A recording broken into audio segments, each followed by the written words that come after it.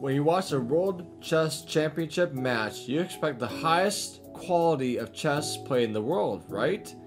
Well, this video we're going to be talking about the examples of the worst chess moves played ever in the World Chess Championships. So let's get started.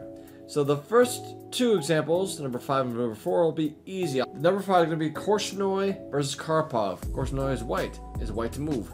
And he plays Rook A1, a complete bad blunder. Game is over in 3 moves. After knight f3 check by Karpov, takes knight, and now rook g6 check. They can't kind of move anywhere but king h1, and now knight f2 checkmate. There's no way to move the king, and the game is over. Number 4 goes to Bronstein versus Botvinnik. It's white to move, and black just played pawn e3 to try to make a queen. So how do you defend against this one as white? Well, you notice that you have a check that you can do with knight e6. The king moves, and maybe knight d4. Blocks everything. But Bronstein instead played king c2. And you think that everything is going to be okay. No, it's not okay because the move king g3. In his calculations, he said that maybe the king to f3 will be played. It'll be a draw after knight f7, and they go e2. The knight e5 check with the king, let's say if they go g3, it'll be knight d3. Let's say maybe king e3 blocked.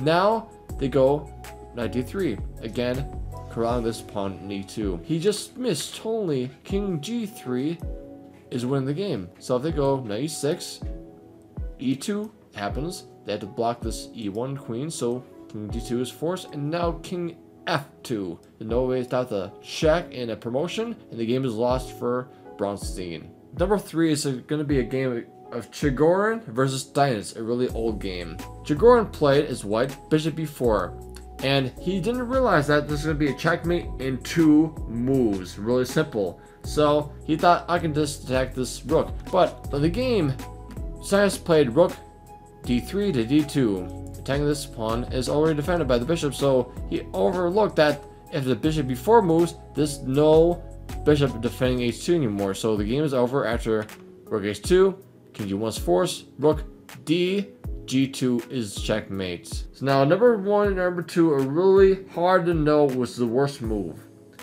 ever in a world championship match. So it's basically up to your opinion. So this one is still absolutely terrible move. Absolutely terrible. And basically, people think that maybe it's a very hallucination by the black player. So this match is going to be Karpov versus Kasparov. So Garry Kasparov played the move rook a1, and you're playing what? Why? It's being attacked by 2 pieces. Why would he do that? So people think that maybe he's in time pressure. He hallucinated the king's on h7, defending g6. He thought, oh, he's gonna take this one rook on a1, which is a bloody blunder because it'll be a mate in 1. a6 g4 is a mate, and the game is over, and black wins. But Untitled Karpov is gonna win the game after a queen g6 check. So in his mind, Garry Kasparov's mind, he thought the king is on h7, defend the pawn. But in this case, with the queen g6 move, the game is gonna be almost over, and white wins the game. And now number 1 is gonna be the famous game between Bobby Fischer and Boris Spassky. So this move is so bad, so infamous, that people have made movies about this blunder. Actually, movies about this blunder decades and decades later. In this game, Bobby Fischer played the move. Bishop takes h2. Just d3. This bishop on h2 is going to be trapped with the king walking over, and it'll be lost. And the game is over, and Bobby Fischer loses. This is really embarrassing. So between number 1 and number 2, I don't know which is worse. This is a collection of 5 worst moves ever played in World Championships matches. Before you go, I want to tell you that there's a video description that talks about how advanced players try to prepare for the games and tournaments. So thank you for watching, and I'll see you in the next video.